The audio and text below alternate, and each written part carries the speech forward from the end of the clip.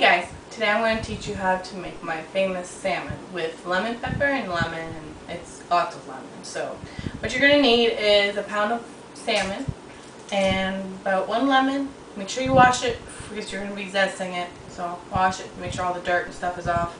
Some lemon pepper and either some butter or some olive oil or grapeseed oil, depending on what you want to use. Butter is the way I always go, but if you want a healthier version, you'd end up using one of the oils, and you'd only use about a tablespoon or two because you're just going to drizzle it on top a little bit. So I'm going to show you guys something very important about the salmon. So here's our salmon. I had lined my pan with foil. It's better to use parchment paper or the pan lining that Reynolds has. And if you notice on the back of your salmon, you're going to have this backing, or sometimes you'll even have the skin. So this little brown line means that that's the bottom. So you're just going to turn them over so that way they're facing this side up. So they're all going to have that dark line on the bottom. That's where the skin was attached. So you're going to need to zest one lemon. And you just zest it right on top. You can use this thing right here, or you can use an actual zester, and you just grate it right on top of the salmon.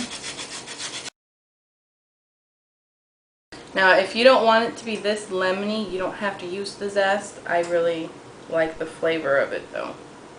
After we put the zest on it, we're going to cut our lemon, and we're going to put the juice on the salmon.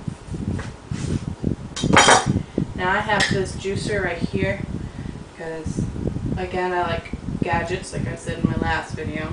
So just put your lemon in there, or you can squeeze it, or you can put pieces on there, and you're just going to put it over the salmon real quick like that.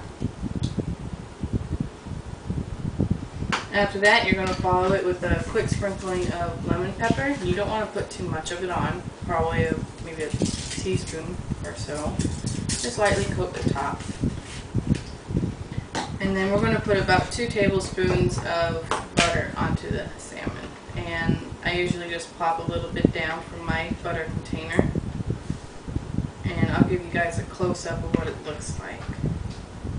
Okay, so here's a close-up of what the salmon should look like. It's just a little bit of lemon pepper and the lemon zest and the lemon juice, and of course the butter. If you don't want to do butter, you can just drizzle real quickly, just across, just go drizzle like that with some olive oil, or maybe even some grapeseed oil or sunflower oil, depending on the flavoring that you want. Now we're going to put this into a preheated oven, 375 degrees, and we're going to bake it for about 18 to 20 minutes, depending on the thickness of the salmon. You don't want to go too long because you're just going to end up drying out the salmon, and then it's not going to be very flavorful or flaky. And it should be a light pink in color. If you cook it too long, it's going to end up being tough and it won't be flaky. It should fall apart easy. And then after that, you can serve it up with some rice or noodles, or just with some vegetables, or just as is. So like I was saying, we're going to put this into the oven for about 18 to 20 minutes, depending on the thickness of the salmon. Mine isn't that thick, so it's probably only going to take maybe 16 to 18 minutes. It's a very thin cut.